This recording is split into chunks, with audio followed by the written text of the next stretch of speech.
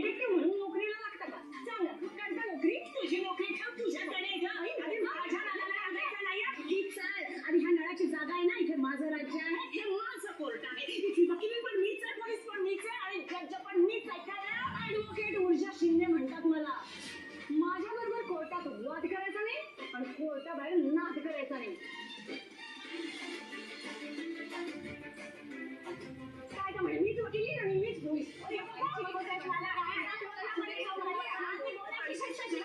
बोलत जा गं. आई, अगं सकाळी सकाळी कसं आहे, मग तू कशाला त्यांच्याशी वाद घालतेस? त्यांचं वय काय, तुझं वय काय? ते वाटतं का त्यांच्या वयासारखं? सदान कदा आपल्या नळ अडवून उभे असतात, नाही तर दुसऱ्याच्या खासगी आयुष्यात नाक खुपसतात. यांच्यासारख्या अगाऊ बायकांना ना चांगला धडा शिकवता आला पाहिजे. मी म्हणते यांच्या अगेन्स्ट पण एखादा कायदा झाला पाहिजे. तुझं हे कायदा कानून सगळं चाळी बाहेर, कोर्टात, घरात नाही. आणि ऊर्जा, हे दिवसा स्वप्न बघणं बंद कर बरं तू. कोणत्या दुनियेत असतेस ग तू? आणि हे काय पहिल्यांदा होत नाहीये. परवा मी चहा उकळायला ठेवला होता, तुला सांगितलं होतं जरा लक्ष ठेव, उकळला की बंद कर. पण आपण या समोर उभ्या तंद्री लागलेली, चहा आटला, भांड करपलं, घरभर नुसता धूळ, तरी भान नाही तुला. वकील करायची ना, मग वकिलासारखी चौकस राहा ना. एवढी कशी ग निष्काळजी तू?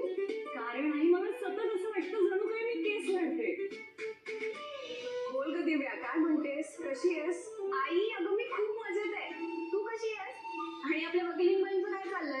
मी मजेत. तिचं काय, केसेसच्या शोधात फिरत असते दिवसभर.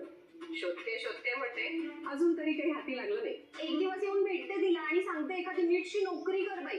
ती करेल ग, एकदा का त्याचं भान आलं तिला की ते सुद्धा करेल. तू सांगतो काय म्हणतेस, सासरी सगळं ठीक आहे ना? आई, इथे सगळं खूप छान आहे. सगळे माझ्यावर खूप प्रेम करतात, आणि शिवाय काही इतके नोकर चाकर आहेत ना ग, की कामाची अजिबातच दमदम नाही. चला, आपली मुलगी तिच्या सासरी खुश आहे यासारखा दुसरा आनंद नसतो आईसाठी. अगं आई, खरं तर मी तुला यासाठी कॉल केला होता की माझ्या नंदेची एंगेजमेंट झाली आहे. आता आपल्या एरियाचे आमदार साहेब आहेत ना, शिर्के साहेब, त्यांच्या मुलाची, मित्रांसोबत. अरे वा, एवढं मोठं स्थळ. चांगलंय, म्हणजे आता लग्नाची लगबग असेल घरात. अगं हो ना. आणि आई, फक्त एवढंच नाही हं, माझ्या धाकट्या दिराचाही साखरपुडा आमदार साहेबांच्याच मुलीशी ठरलाय. चांगलंय चांगलंय. बरं आई, ऐक ना, आहेराच्या काही साड्या पाठवायच्या होत्या तर त्या. नाही दिव्या, त्याची अजिबात गरज नाही. तुला किती वेळा सांगू, तू तुझ्या घरून इकडे काहीही पाठवलेलं मला चालणार नाही कधीच. आई, अगं पण दिव्या, कुठे तू? आई, मी तुला नंतर कॉल करते, बाय.